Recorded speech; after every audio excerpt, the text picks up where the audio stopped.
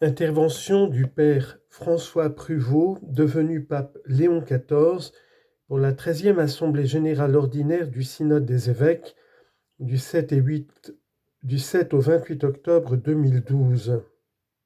Texte extrêmement intéressant et important. Il était alors prieur général de l'ordre de Saint-Augustin.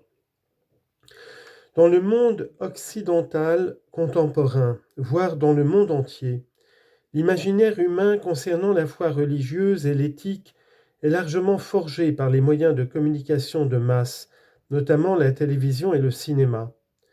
Les médias occidentaux promeuvent de manière extrêmement efficace auprès d'un énorme public une sympathie envers des croyances et des pratiques qui sont en contradiction avec l'Évangile. Or, l'opposition évidente au christianisme de la part des moyens de communication de masse n'est qu'une partie du problème.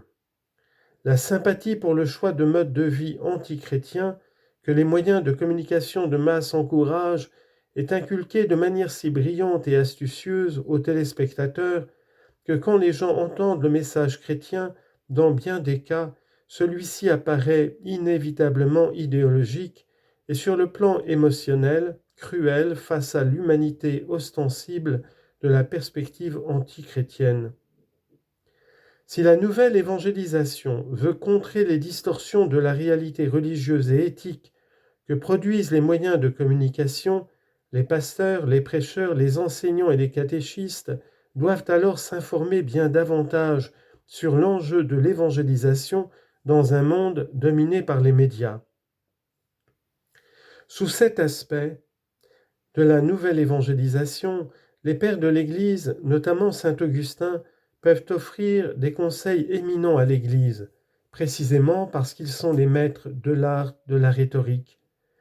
Leur évangélisation était efficace, en grande partie parce qu'ils avaient compris quels étaient les fondements de la communication sociale qui convenaient au monde dans lequel ils vivaient.